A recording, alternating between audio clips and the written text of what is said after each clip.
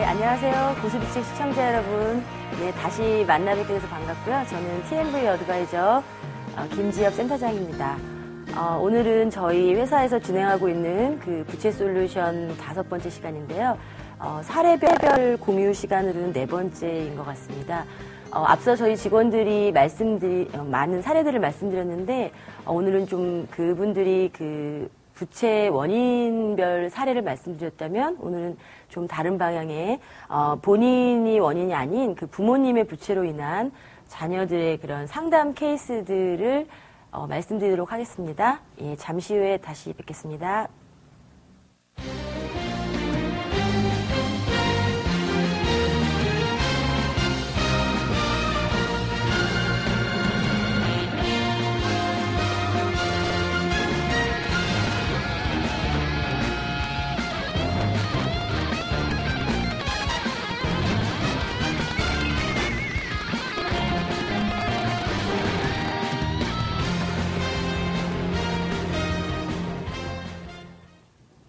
예, 좀 전에 말씀드린 것처럼 저는 오늘 그 부모님의 부채로 인한 상담 사례들을 공유하도록 하겠는데요.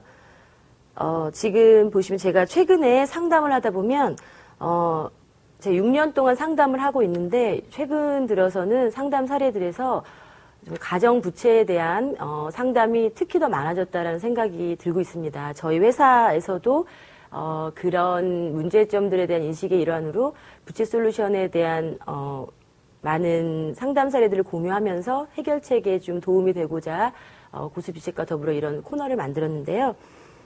제가 요즘에 상담을 하다 보면 10분 정도를 상담을 하면 부채가 전혀 없는 분들이 한 2분 정도, 그리고 나머지 80%의 분들이 가정 부채가 있으셨습니다. 그래서 그런 분들 중에서도 50% 정도는 개인적으로 해결하실 수 없는 그 제도적인 해결책을 좀 필요로 하시는 분들이 50% 정도가 되었고요. 보면서 그 제도적인 부분을 활용하셔야 되는 분들 중에서도 제가 오늘 말씀드리고 싶은 분들은 그 안타까운 사례들이죠. 부모님의 부채로 인해서 자녀들이 우선 먼저 상담 신청을 하셔서 저희 회사에 방문하셔서 상담하셨던 케이스들을 말씀드리려고 하는데요. 보시면 사례에 나오신 분들의 예들이 본인이실 수도 있고 주변에 또 아시는 분들이실 수도 있는데요. 이런 자녀분들이 먼저 상담을 신청을 하셔서 해결하시고자 하시는 그 자녀들의 고민들에는 제가 보니까 공통점들이 있었거든요. 보면 그 개인이 원인이 되어서 부채를 안게 되신 분들은 본인의 부채 규모라든지 아니면 해결을 해보시다가 힘드셔서 저희를 찾아오시는 경우들이 많으신데요. 부모님 부채로 인해서 오시는 분들은 급작스럽게 알게 되시는 경우들이 많아요. 그리고 그런 예상치 못했던 우리 부모님이 이렇게 부채가 있었나라는 걸 갑자기 알게 되는 경우가 많기 때문에 그런 충격들이 더 컸던 것 같아요. 그리고 그와 더불어서 부모님들께서는 부채 내역을 이제 알려지게 되면 한꺼번에 다 알려주시지 않는 특성들이 있으세요. 물론 이해하시겠지만 자녀들에게 미안해서 그런 경우도 있으시겠지만 정확한 부채 내역이나 규모를 알 수가 없다라는 거죠. 자녀들이 상담 신청은 했으나 나중에 부모님들을 만나 뵙기 전까지는 정확히 어디까지 부채가 있는지를 모르고 막연하게 상담 신청을 하시는 경우들이 많기 때문에 그 자녀분들이 그런 막연함 때문에 두려움이 많으신 거죠. 도대체 어디까지 내가 해결을 해야지 되는지에 대해서 부모님들과 상의가 다 안 되기 때문에 그런 두려움이 더 컸었고요. 그리고 가장 저희 고객분들, 그러니까 자녀분들의 고민은 뭐였냐면, 이렇게 숨기시다가 알려지게 된 이런 부채들 때문에, 행여나 이제 부모님들께서 그 자식들에게 미안한 마음에 좀 안 좋은 생각들을 하시진 않을까 하는 그런 불안감이 가장 컸습니다. 돈으로 해결해야 되는 부채 문제들을 떠나서, 부모님들의 그런 자존심이라든지 이런 부분들 때문에 부모님들이 좀 안 좋은 생각들을 하시진 않을까 하는 고민들, 그 마음이 다치시지는 않을까 하는 고민들이 가장 컸다. 그래서 해결을 위해서 부모님께 그 목소리를 더 크게 내지 못하는 경우들이 많아서 좀 지체되는 경우가 많았습니다. 그래서 보면 부모님을 만나서 저희가 같이 상담이 들어가야지 해결이 될 수 있는 부분인데 부모님들을 만나 뵙기까지 시간이 굉장히 오래 걸리고요. 부모님들 이제 자녀분들이 상담을 같이 받아보자라고 제안을 했을 때 흔쾌히 그러겠다고 하시는 분들 한 분도 안 계셨고요.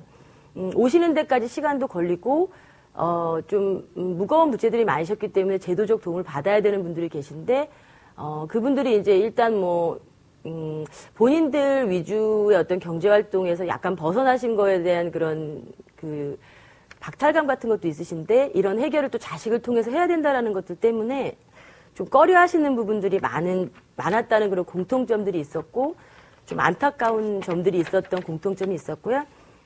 그러면 제가 이제 그 자녀들이 상담을 요청하셨을 때 특징들이 이제 요 정도가 있고요. 사례를 하나씩 보면서 말씀드리도록 하겠습니다. 제가 상담했던 그 첫 번째 사례 고객인데요. 이분 같은 경우에 32세 이제 여자분이셨고요. 아버님이 65세, 어머님 62세. 그리고 이제 부채의 원인은, IMF 이후에 이제 좀 조기 퇴직을 하신 그 은행원 출신의 아버님이셨는데, 부채 금액이 딸이 알게 된 순간, 그러니까 6억 5천이라는 부채 금액을 한꺼번에 알게 되셨어요. 그리고 이 따님 같은 경우는 개인적으로 제가 이제 현금 캐시플로우들을 좀 짜드리면서 관리하고 있던 고객이었는데, 어느 날 갑자기 이제 그런 흐름들이 딱 끊어지면서 저랑 연락이 딱 안 되는 경우가 생겨서 알아보니까 나중에 이제 한 몇 개월 후에 찾아오셔서 이야기를 하시는데 이런 가정 내에 큰 변화가 있었다. 자기도 모르고 있었는데 아버님 대출이 6억 5천이더라. 이렇게 얘기하시면서 저에게 상담을 요청을 하셨는데 이분이 이제 꽤 고소득이죠. 세후 월 평균 소득이 450만 원이 되시는 이제 외국계 은행원이셨는데 아버님 부채가 6억 5천이다 보니까 이게 이제 아버님께서 퇴직하고 나서 물론 퇴직금도 받으셨겠지만 고등학생, 대학생 세 자녀를 기르시면서 생활비를 그 주거하고 계시던 그 중대형 아파트의 담보대출로 이렇게 계속 생활비를 하고 계셨던 상황이셨는데 가족들은 이제 모르고 있었던 거죠. 아버님의 퇴직금이 그 안에서 생활비를 창출한다고 생각을 하고 있었는데 이제 일찍 조기 퇴직하시면서 따로 이제 직업을 이제 얻지 못하시고 그 담보대출로 하시다가 요즘에 부동산 경기가 급격히 안 좋아지다 보니까 그런 담보대출의 상환이 도래하면서 그 나머지 돈들을 신용대출 내지는 고금리 대출로 이제 메꾸시다가 한 번에 터진 케이스거든요.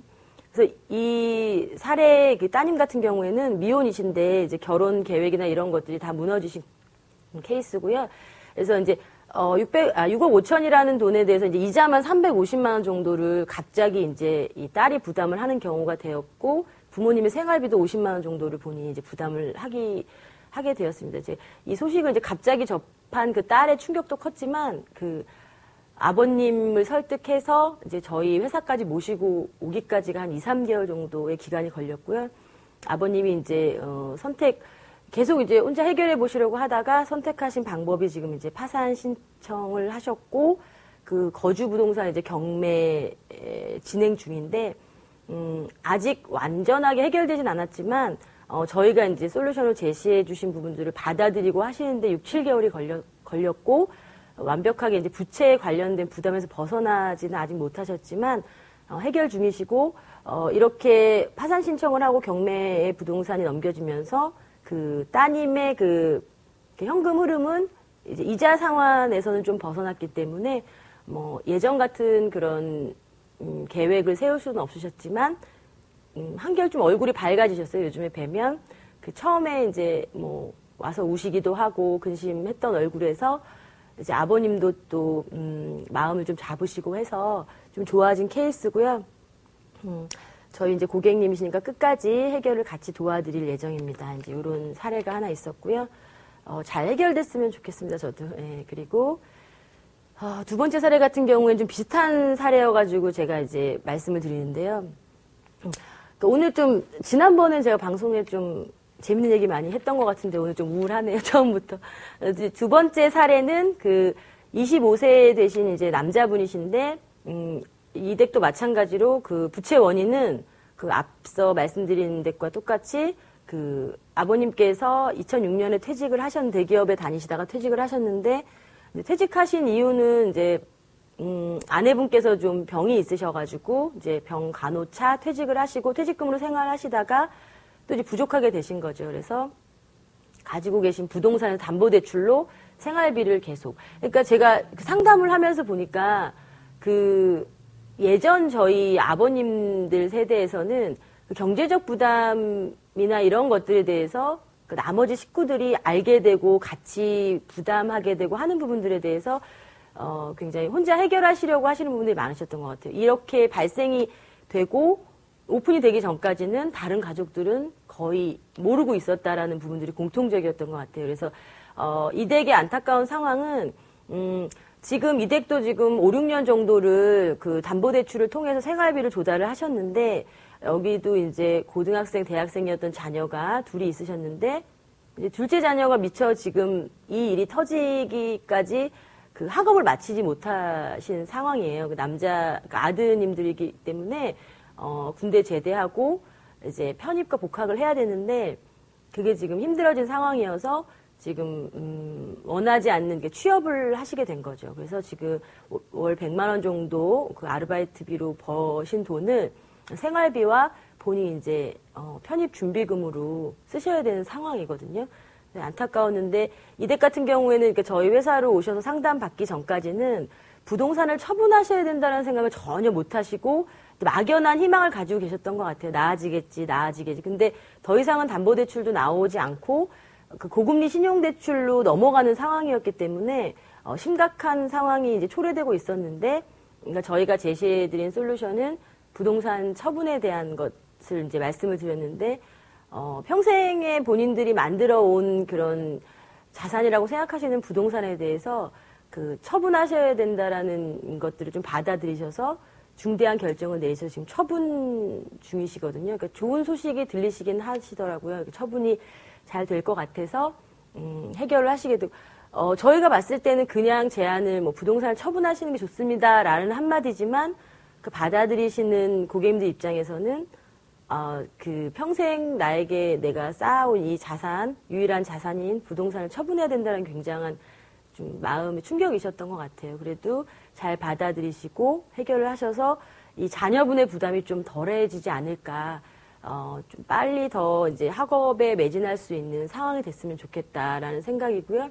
이제 계속 저희도 연락을 취하면서 도와드리고 있는 상황입니다.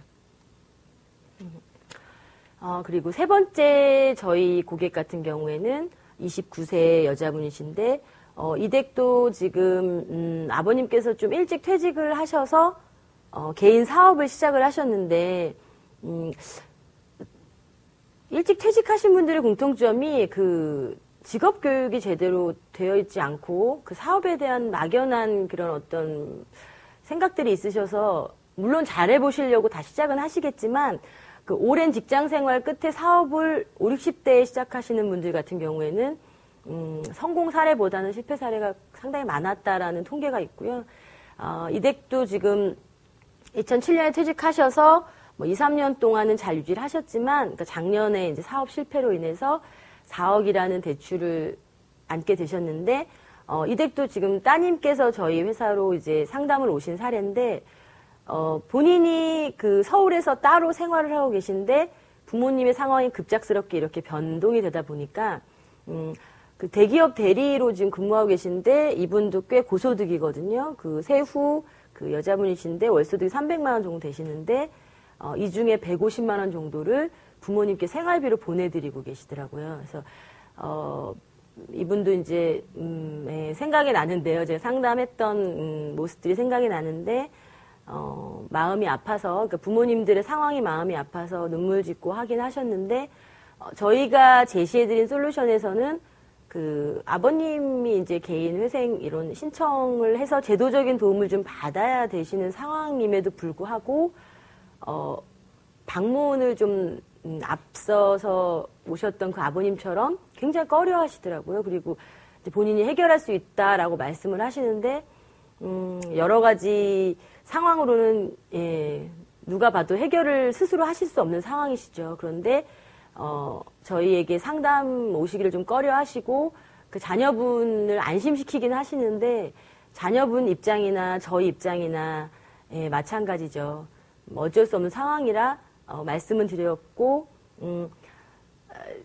아버님께서 상담을 거부하셨는데 제가 최근에 연락을 취하면서 이분에 대한 솔루션은 일단 지방에 계시고 따님은 서울에 따로 거주하고 계시기 때문에 앞에 같이 한 집에서 생활하시는 분들보다는 그 마음의 부담이라든지 이런 게 조금 거리상의 문제 때문에 덜 하셨기 때문에 일단 부모님들께서 생활비를 안 보내도 된다라고 계속 이야기를 하시는 바람에 어쨌든 그냥 본인 소득 내에서 본인의 포트폴리오를 다시 짜보자 해서 진행을 했는데 이분 같은 경우에는 얼마 전에 통화로 이제 전화를 했은 아버님께서 그 법적 절차를 그런 제도적인 절차를 이제 선택하셔서 제도적인 절차에 들어가셨다라고 얘기하시면서 목소리가 또 한결 밝아지신 그런 상황이셔서 저도 되게 만족스럽고 아버님들이 이제 처음에는 거부를 하셔도 좀 시간이 걸릴 뿐이지 자녀들의 의견이라든지 저희 같은 전문가들의 의견을 좀 받아들이시는 마음은 아프시겠지만 그런 상황입니다. 그래서 세 번째 사례분도 지금 해결 중이시고 아버님 해결 잘 되시면 따님의 부담도 훨씬 덜하지 않을까 하는 생각입니다. 그래서 세 번째 유형도 지금 해결 중이시고요. 제가 이 부채 상담을 하면서 한 분을 상담하면 기간이 되게 오래 걸리는 것 같아요. 그래서 바로바로 솔루션을 제시를 해드려도 실행하는데 굉장한 시간이 걸리시기 때문에 이 방송을 보시는 분들 중에도 이렇게 부채 상담을 받으셔야 되겠다 생각하시는 분들은 해결 시간이 좀 오래 걸리시기 때문에 빨리빨리 진행을 하시는 게 가족들의 고통 시간을 조금 줄이는 방법이 아닐까 말씀드리고 싶고요. 그리고 네 번째 사례 같은 경우에는 제가 최근에 상담했던 분인데 31세 여자분이시고요. 이분도 미혼이시고 그러니까 부모님이 이제 50대 후반이신데 부채 금액이 현재 이제 본인이 정확히 모르고 있어요. 얼마까지 부모님 부채가 2억 원 이상이라는 건 알고 있는데 이 댁도 제가 부모님을 같이 만나 뵙지 못해서 확실한 금액을 알 수가 없었던 사례고요. 이 댁 같은 경우에는 자녀가 세 분이었는데 세 분 다 경제활동을 하고 있음에도 불구하고 부모님 두 분이 이제 그 보험 설계사를 두 분 다 하고 계신데 직업상의 부채가 자꾸 늘어나신다고 얘기를 하시더라고요. 이제 그 따님 말로는 직업상의 부채다. 이제 개인 사업이나 마찬가지이신 업종이시기 때문에 어떤 투자가 들어가시는지 모르겠지만 그 계속 부채가 늘어나고 있어서 너무 힘들어 하시는 분들이셨고요.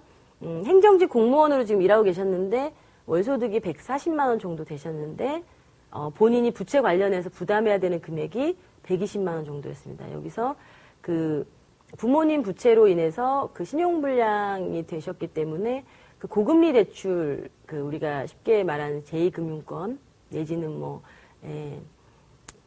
일반 대부업체에서 대출을 계속 받으신 상황이어서 정말 안타깝지만 그 상환해야 되는 금액이 굉장히 컸고요.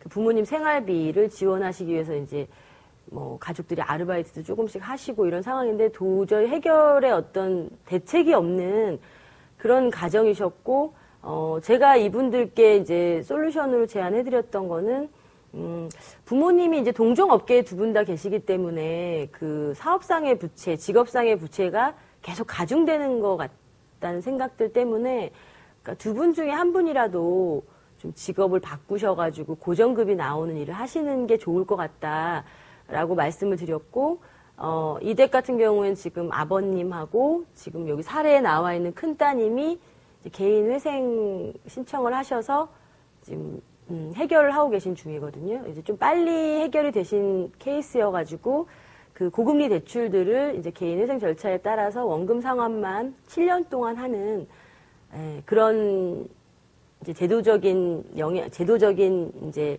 지원을 받으신 상황이시고요.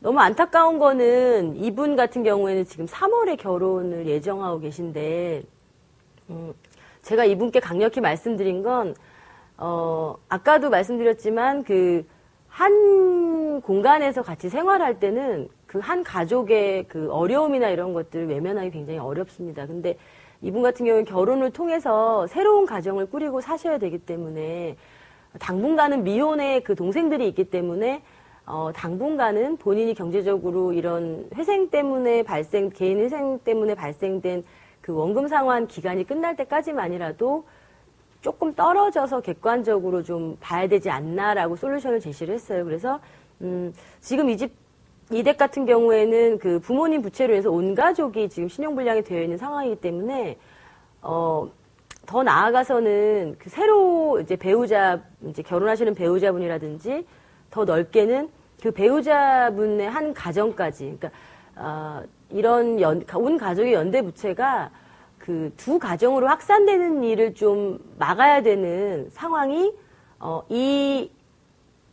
우리 여성 고객분이 선택하셔야 되는 가장 큰 중요한 부분이라고 제가 설명을 드리고 결혼과 동시에 좀 분리해서 경제 생활을 하셨으면 하고 제가 말씀을 드린 케이스인데 어떻게 결정을 하실지는 아직 이제 상담 중이어서 미정인 상황이고 가장 좀 안타까웠던 사례였던 것 같습니다. 예. 사례가 더해질수록 참 우울하군요. 자, 그 다음에 이제 5번째 사례로 제가 만나뵌 분은 그 27세 남자분이셨는데 그 아버님께서 그 이제 군 이제 간부 출신이셔가지고 그 300만 원 정도의 연금이 나오고 계신 상황이었는데도 이런 부채 때문에 연금을 받으시는 돈이 상당 부분 부채 이자로 나가고 계신 상황이었습니다. 그리고 이 댁 같은 경우에도 요즘에 뭐 저희가 그 수명이 늘어나고 저희가 뭐 그 일단 기대 여명이 늘어난 상황에서 60세시면 한참 경제활동을 해야 되시는 상황이시기 때문에 그 군인으로 퇴역하셨다고 해서 그냥 계시지 않으시더라고요. 자꾸 이제 일을 벌리시는 거죠. 여기도 아까 말씀드린 것처럼 그 제대 후에, 그러니까 퇴역이라고 말씀드리나요? 그 퇴직 후에 본인이 하셔야 되는 일에 대한 막연한 기대감들이 있으신 것 같아요. 그래서 뭘 하시더라도 본인은 성공하실 수 있고 잘하실 거라고 생각하시면서 벌려놓으셨던 일들을 좀 정리를 안 하신 관계로 이 댁 같은 경우에는 그 지금 부동산 투자가 본인 거주하고 계신 부동산에서 담보대출을 받아서 그 상가 건물을 가지고 계셨는데 굉장히 수익성이 떨어지는 상가 건물을 계속 고집을 하고 계시는 관계로 그리고 자녀들의 의견을 받아들이시지 않으시더라고요. 지금 이 댁 같은 경우에는 아드님이 이번에 이제 누구나 선호하는 아무나 들어갈 수 없다는 그 S전자에 신입사원으로 입사를 하셔서 나이가 아직 어리시죠. 그 사회생활을 모른다고 생각하셔서 그런지 저희와 상담했던 내용들도 받아들이려 하지 않으시고 계속 고집을 부리고 계신 상황입니다. 그래서 이 댁 같은 경우에는 이 친구 같은 경우에도 월소득이 굉장히 많은 편인데 그러니까 세후 지금 월 평균 270만 원 정도 급여가 발생을 하는데 이 중에서 월 100만 원 정도를 부모님과 관련된 대출 이자 내지는 그 생활비 지원에 쓰고 있는 상황이어서 본인은 270만 원 월급을 받는 걸로 스타트한 게 아니라 170만 원의 월급을 받는 급여 생활자로 그 스타트를 한 거나 마찬가지인 셈이죠. 그래서 좀 안타까운 상황이었고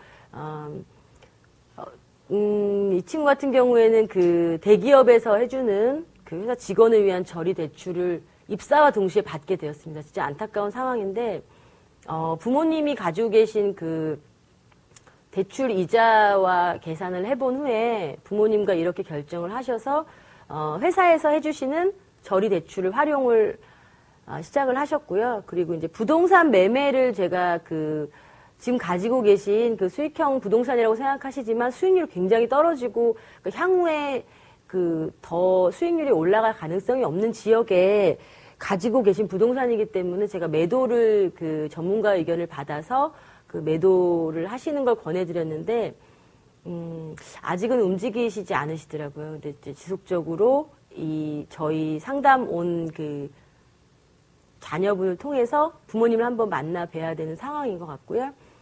그리고 그래서 이 댁 같은 경우에 지금 계속 진행 중인 상황이시고요. 다음 좀 안타까운 상황이시죠. 그리고 다음 이제, 제가 이제 이게 마지막 사례인데요. 마지막 사례를 보게 되면 제가 가장 안타까웠던 사례이고요. 이분 같은 경우에는, 그러니까 처음 만나 뵌 날부터 굉장히 얼굴도 어두우셨고, 고민이 되게 많으셔 보였는데, 25세 여자분으로 지금 이제 수영 강사를 하고 계시거든요. 그래서 지금 160만 원 정도의 월 소득이 있으신데, 어릴 때는 굉장히 유복하게 사셨다고 얘기하시더라고요. 근데 부모님의 사업 실패와 그 어머님이 이제 병을 얻으셔서 어머님의 병원비 등으로 부채가 지속적으로 계속 늘어나고 있는 상황이었고요. 이 댁도 지금 온 가족이 신용불량 상황이었고, 부채의 금액을 딸이 정확히 알지 못하시더라고요. 알지 못하시지만 안타까운 마음에 힘들어하시는 부모님 때문에 본인의 소득의 대부분을 이제 생활비와 부모님 때문에 본인이 받았던 제2금융권 내지는 대부업체의 이자로 80만 원을 너무 놀라운 사실이 이분이 받은 대출은 2천만 원 정도였거든요. 근데 이자가 40% 정도가 되다 보니까 이자만 상환하시는데 80만 원 정도의 돈이 들어가시더라고요.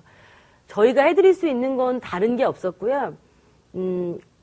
그 제도 중에서 그 자산관리공사에서 하고 있는 캠코죠. 하고 있는 그 바꿔드림론이라는 대출로 저희가 전환을 해드렸어요. 지금 고금리로 40%, 35%, 40%대의 대출을 이용하고 계시던 걸 이렇게 바꿔드리는 거 하고 이분이 이제 그 원금만 상환하실 수 있도록 개인 회생 절차를 준비하고 안내해드리는 부분 그 정도 해드릴 수밖에 없었는데 가장 안타까운 건 이분이 지금 이제 상담하고 저희가 솔루션을 제시해드리는 중간이었는데 연락을 끊으시고 저희가 이제 연락이 안 닿고 있는 상황이어서 중간에 이제 이런 사례들이 간혹 있는데 안타깝죠. 그러니까 저희도 이런 큰 고민을 가지고 계신 그리고 어떤 선택을 할지 모르는 이런 젊은 친구들이 상담을 통해서 좀 나은 결과를 가져왔으면 좋겠다는 생각이 드는데 중간에 이렇게 연락도 안 되고 해결이 어떻게 돼가고 있는지 제가 체크하지 못하는 상황이 늘 가장 안타까운 상황인데 다시 연락이 닿아서 그 해결되는 모습을 함께 했으면 좋겠다라는 생각이 들고요. 가장 마음 아팠던 사례고 이 살펴본 6가지 사례들에 보면 이분들이 다 미혼이시거든요. 근데 가장 이제 인생의 크고 중요한 이벤트라고 할 수 있는 결혼이 아직 남아있는 상황에서 물론 부모님들이 이런 걸 원하시지는 않으셨겠죠. 그런데 본인들의 큰 이벤트를 계획하지 못하고 알 수 없는 그 막연한 불안감으로 매여 있는 이런 상황들이 가장 마음이 아팠습니다. 그래서 이렇게 이제 제가 6분의 사례를 통해서 좀 요번 유형을 살펴봤는데요. 제가 이런 개개인의 상담을 통해서 알려드린 그 솔루션은 다 달랐지만 몇 가지로 제가 원인 분석을 좀 해본다면 저는 이렇게 생각했거든요. 이런 가족의 부채가 생긴 전반적인 원인들에 있어서는 제가 느끼기에는 화면이 안 나오네요. 이런 전반적인 원인들에 있어서는 저희 나라는 일단 유교 국가이기 때문에 가족 간의 경제적인 책임에 대한 이런 연대의식이 굉장히 강하십니다. 자녀들이 물론 우리나라뿐만이 아니라 가족이고 하기 때문에 같이 연대의식을 가지고 같이 해결하시는 건 물론 맞는 이야기이지만 그게 굉장히 강하시기 때문에 다 같이 힘들어진다라는 거죠. 그리고 헤어날 수 있는 방법을 찾을 수 있는 사람이 없다라는 거죠. 그리고 이제 두 번째로는 좀 근본적인 문제인 것 같긴 한데 자녀들을 경제적으로 좀 너무 늦게 독립들을 시키시는 거죠. 요즘에 나홀로 가정이나 이런 것들이 많다, 혼자 사시는 분들이 많다 이런 부분도 있긴 하지만 30대 이후에도 경제적으로 독립시키지 않으시고 모든 걸 다 지원해 주셔야 된다고 생각하시는 부모님들 많으시기 때문에 이런 것들이 어떻게 보면 경제적인 능력이 끝나신 이후에도 자녀들에게 이제 그런 걸 보이시지 않고 계속 해주시려고 하는 분들이 많으신 것 같아요. 이제 향후에는 좀 자녀들을 조기에 좀 경제적으로 독립을 시키는 교육을 시키는 게 낫지 않나 하는 생각이 들고요. 비슷한 맥락인데 세 번째는 부모님들이 그 과도한 책임감이 있으신 것 같아요. 교육이라든지 뭐 직업을 구한다든지 뭐 여러 가지 뭐 교육에 있어서도 그 유학이라든지 성이 된 후에 혼자 감당할 수 있는 부분에 대해서도 다 책임을 져주고 싶어 하시는 부분들 때문에 생기는 현상들의 그 연장선상이라는 생각도 들고요. 마지막으로 앞에서 본 사례들 중에도 있었지만 저희가 지금 고령 사회로 가고 있고 고령화인 상황에서 조기에 또 퇴직하시는 분들이 굉장히 많으신데 저희 그 사회적으로 그 퇴직 전에 하시던 일과 그 제2의 직업에 대한 그리고 그 이후에 뭐 사업이라든지 하는 경제 활동에 대해서 그 잘못 해석하고 있으신 분들이 굉장히 많으신 것 같아요. 우리가 퇴직 후에는 어떤 사업을 해도 잘할 수 있을 거다라는 본인의 경험치가 굉장히 한정되어 있는 걸 인정하시지 못하고 굉장히 무리한 사업을 벌이신다든지 제2의 취업이나 직업에 대해서 미처 생각하지 않으시고 퇴직을 먼저 하신다라든지 이제 그런 거에 대한 사회적인 교육도 부족하긴 하지만 본인들의 인식에 있어서도 우리가 뭐 58세, 55세, 60세에 정년퇴직을 하시더라도 이 고령화에 따른 제2의 직업에 대한 이런 개념들이 좀 잘못 해석하고 있으신 분들이 있기 때문에 이런 것들이 그 가족 간의 연대 책임의 어떤 원인이 되지 않나 이런 생각을 해보게 됐습니다. 좀 너무 넓게 깊이 해석한 거일 수도 있지만 한번 생각해 볼 만한 문제인 것 같고요.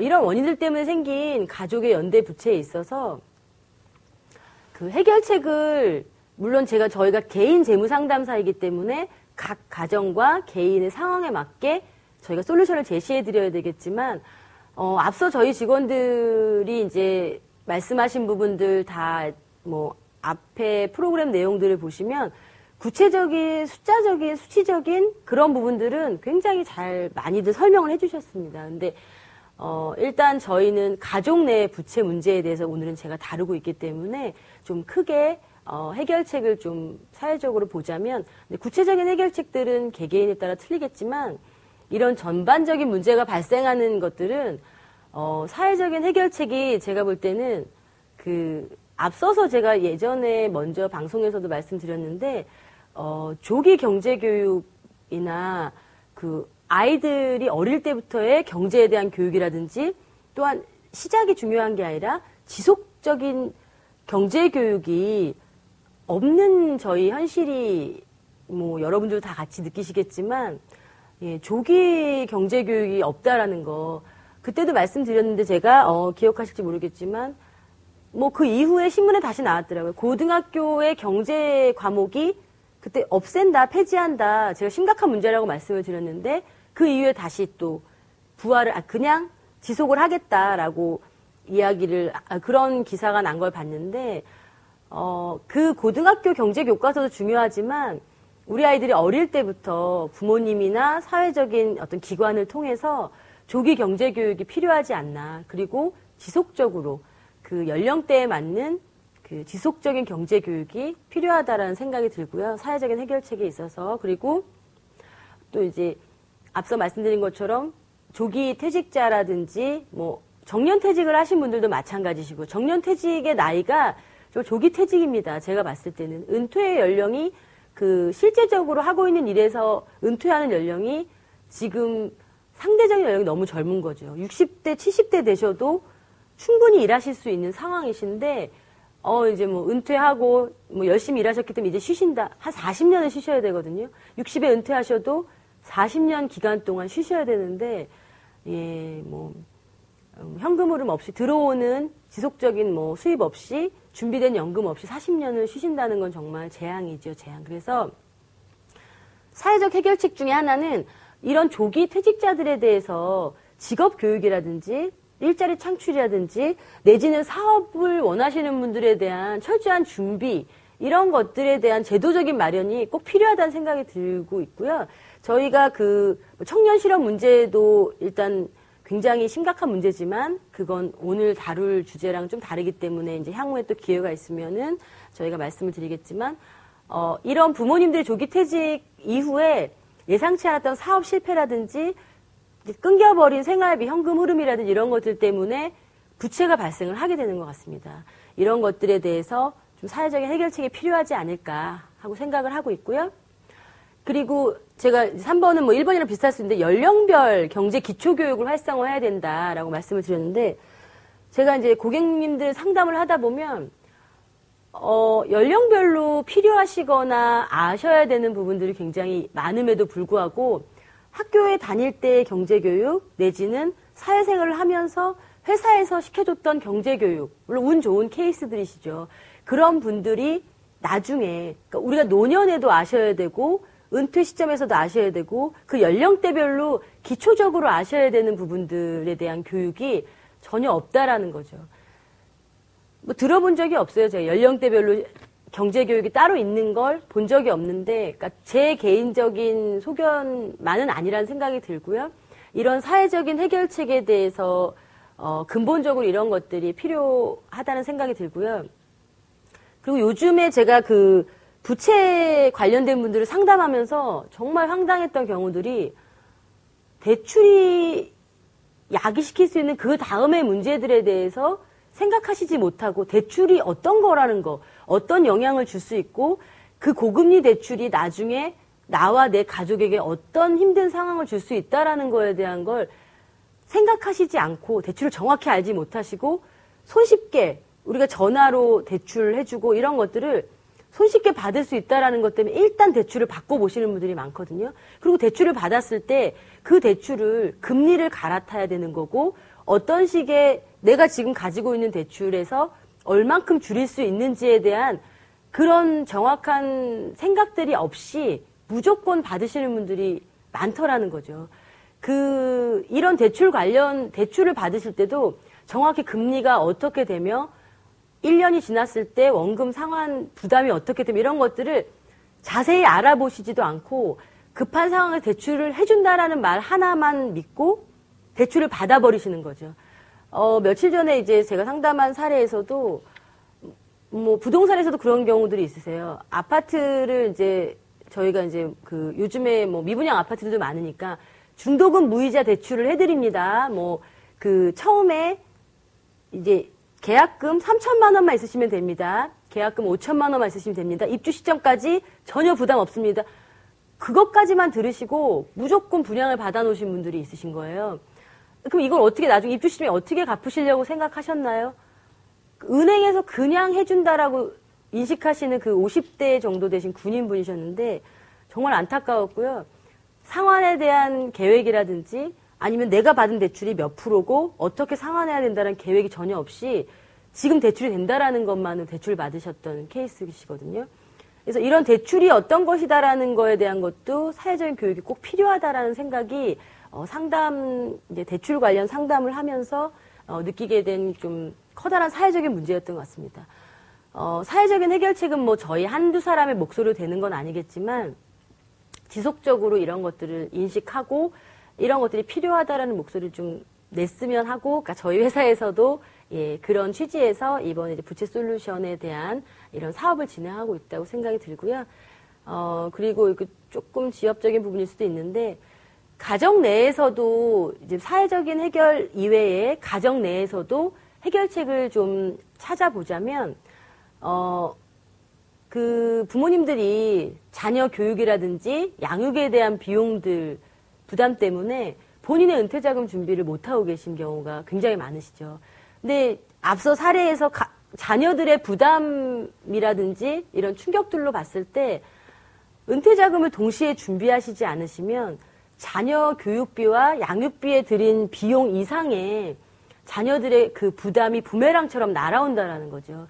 교육비와 양육비도 물론 중요하지만 본인들의 은퇴 자금에 있어서는 정말 필수 자금이라고 생각을 하시고 준비를 하셔야지 자녀들이 더 큰 힘든 상황에 처하지 않는 이런 결과들. 그러니까 다른 분들의 사례를 통해서 지금 앞에 말씀드린 분들은 아직 베이비 부머 저희가 이슈가 되고 있는 55년에서 64년생까지의 베이비 부머 세대들 바로 직전 세대들입니다. 그 직전 세대들의 자녀들이 지금 경제활동을 시작하는 이런 시점이고 정말 큰 문제로 다가오고 있는 베이비 부머들의 은퇴와 맞물려서 그 자녀들이 또 경제활동을 시작해야 되는 상황인데 지금 앞에서 조금 보여드린 이런 사례들이 정말 수도 없이 밀려올 것 같다라는 이런 느낌이 저는 너무 많이 들고 있고 그 베이비 부머들의 3, 4년 선배이신 분들의 은퇴 후의 모습이라든지 그분들의 자녀들의 모습들에서 지금 늦었다고 생각하지 마시고 정말 은퇴 준비에 금전적인 준비와 동시에 자금적인 준비와 동시에 그 직업 교육이라든지 이런 것들을 좀 심각하게 좀 생각해 주셨으면 좋겠고요.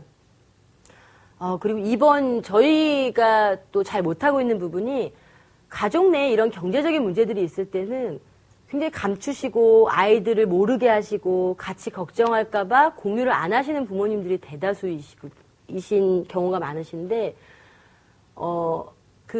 저희도 지난번에 말씀드렸지만 정말 밥상 앞에서는 조용히 밥만 먹어야 되잖아요. 네? 밥을 튀고 이러니까. 근데 이 대화가 가족 회의랄지 아니면 이런 재무적인 대화들, 우리 집 상황이 어떻고 어떻게 해결했으면 좋겠고 같이 우리 자녀들이 학생이어도 그리고 뭐 이제 직업을 구하고 있는 사회초년생이어도 이런 재무적인 대화, 아주 어릴 때부터 아이들이 그 조기 경제교육이 됐다면 이런 재무적인 대화들이 꼭 가족 간에 필요하다라는 게 저는 굉장히 중요하다는 생각이 들거든요. 이게 그냥 내버려 뒀을 때 나중에 이렇게 큰 덩어리로 우리에게 다가오지 않도록 정말 조금의 문제가 발생했을 때 같이 잘게 같이 나눠서 해결하는 요즘에 보면 학생들 특히 이제 중고등학생들이 정말 뭐 홈쇼핑이라든지 인터넷 쇼핑몰에 굉장히 가장 큰 고객인데요. 생각 없이 쓰는 거죠. 우리 집의 지금 상황이 어떤지, 우리 집의 재무 상황이 어떤지, 부채를 어떻게 해결해야 되는지를 모르고 그냥 소비를 하는 거죠. 부모님들도 그런 대화가 없기 때문에 자녀들의 소비에 대해서 막지 못하시고 그런 것들이 다 눈덩이처럼 쌓여서 나중에는 그런 아까 처음에 보셨던 생활형 부채들, 생활비를 담보대출로 해결하시는 이런 경우들, 자녀에게 부담 주지 않으시겠다라는 그런 과도한 책임감 때문에 그런 일들이 발생을 하게 되는 겁니다. 그리고 마지막으로 이제 가정 내에서 꼭 인지하셔야 되는 것들은 저희 같은 그러니까 재무적인 부분이라든지 재무적인 부분에 있어서는 저희 같은 주변의 상담사라든지 경제적인 부분에 있어서는 뭐 금융기관보다는 저희가 이제 아까 말씀드린 이 부채나 이런 부분들을 해결할 때 국가의 제도적인 부분들을 많이 활용하셨으면 좋겠습니다. 그래서 전문가들을 활용하시는 거에 있어서 너무 주저하지 마시고요. 전문가들을 적극 활용하셔서 어려울 때는 물론 뭐 상담에 비용이 들 수도 있겠지만 더 큰 문제를 야기시키지 않으시도록 상담을 활용하셔가지고 가정 내에서 미리미리 예방하시는 게 굉장히 중요하다라는 생각이 들고요. 그리고 이런 것들을 해결하실 때 다들 이런 해결 방안을 투자로 다시 대출을 받아서라도 그걸 재투자해서 그걸 갚아보겠다라고 생각하시는 분들이 굉장히 많거든요. 그래서 앞서 말씀드린 뭐 자세히 설명드리진 못했지만 해결 방안으로 대출을 받아서 주식 투자를 하셨던 분들이 많아요. 그런 것들 때문에 더 부채가 커지고 힘들어졌던 상황들이 발생을 했기 때문에 이런 해결 방안에 있어서도 전문가나 재무적인, 경제적인 또 제도적인 국가의 도움이나 이런 것들을 전문가를 활용하시는 게 훨씬 개인이 혼자 해결하시는 것보다 좋은 방법이시고요. 이런 해결들을 투자 상품이라든지 조금 알고 있는 얕은 뭐 그런 주식 투자라든지 정말 아까 말씀드린 수익형 부동산도 부동산 투자에 대해서 경험이 없으시고 전무하신 상황에서 무조건 목돈을 그렇게 투자하셔서 해결하려고 하는 방법들을 좀 지양하셔야 되지 않나 하는 생각이 듭니다. 그래서 제가 오늘 몇 가지 사례를 말씀드리면서 앞서 했던 우리 직원들과는 다른 좀 사례들을 말씀드렸는데요. 들으시면서 좀 가슴 아픈 사연들이지만 내 주변에 우리 집 이야기일 수도 있고 이런 고민들이 많으시리라고 생각이 듭니다. 아까 말씀드린 것처럼 80%가 부채가 없는 가정이 20%, 부채가 발생되는 가정이 80%였거든요. 뭐 많이 다르시지 않으실 거라고 생각이 들고요. 저희 회사에서 이런 상황들이 굉장히 심각하고 우리가 매일 신문이나 방송에서 이야기하는 게 가정 내 부채에 대해서 뭐 천조 시대다 이렇게 얘기를 하시는데 그런 심각성을 외면하려고 하지 마시고요. 자녀들에게 대물림 해주시는 그런 아픔이 정말 가장 큰 아픔이시잖아요. 예, 그러니까 그런 부분들을 너무 고민하지 마시고 그 전문가들을 활용해 주셨으면 좋겠고요. 그러니까 저희 회사 회사 홍보하면 안 되죠. 예, 저희 회사에서 이번에 진행하고 있는 이런 부채 솔루션을 적극적으로 활용하시고 본인의 케이스가 자녀들에게 아직 넘어가지 않은 케이스시라면 앞서 우리 방송하셨던 그 수치적으로 그리고 예방하는 방법들을 자세히 케이스별로 저희 직원들이 해놓은 방송을 다시 한번 보시면서 고민이 있으시다면 많이 해결되셨으면 좋겠고요. 오늘 내용들을 같이 공감하셔서 좋은 해결들을 가져가셨으면 좋겠습니다. 그런 바람입니다. 예.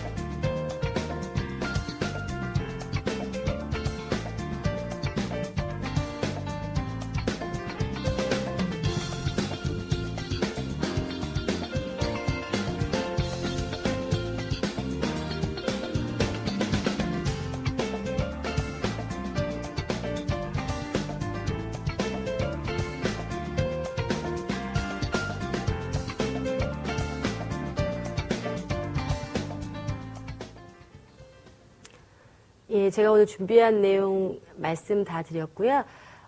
제가 이번 강의를 준비하면서 그리고 여러분들을 상담하면서 느꼈던 것은 이 젊은 친구들이 인생의 출발점에서 이미 희망이라는 부분에 있어서 희망이라는 날개가 일부 좀 꺾이고 시작하는 부분들이 너무 안타까웠고 마음이 아팠습니다. 그래서 이들에게 제가 이제 제공해드릴 수 있는 것들은 기술적인 내지는 제도적인 해결 방법도 물론 알려드리겠지만 이런 분들에게 더불어서 해결될 수 있다라는 희망과 이제 가정이 좀 더 평안해질 수 있을 거다라는 희망을 드리고 싶었고요. 그분들에게 그런 희망을 선물해드리고 싶었고. 이런 상황들이 지금 그분들의 부모님만의 문제, 또 그분들 부모님 개개인만의 책임이라든지, 누구에게 책임을 전가할 수 있는 문제는 아니더라도, 그 젊은 분들이 앞으로, 일단 사회생활을 하는데, 보탬이 될 수 있도록, 제가 이제 인생의 선배로서, 그리고 또 어른으로서, 또 제가 직업적으로는 재무상담사로서, 많은 노력을 같이 함께 해야 되겠다는 생각을 더 깊이 하게 됐고요. 저희 회사에서 준비한 부분들 이제 제가 마지막으로 이제 다 말씀을 드렸고, 다음 주에는 저희 이제 저희 대표님께서 나오셔서 저희 사업의 취지와 앞으로의 방향들 그리고 저희 회사에서 진행하고 있는 솔루션 전반적인 부분에 대해서 자세히 또 설명을 해드리실 예정이시니까 다음 주에도 많은 시청 바라겠습니다. 감사합니다.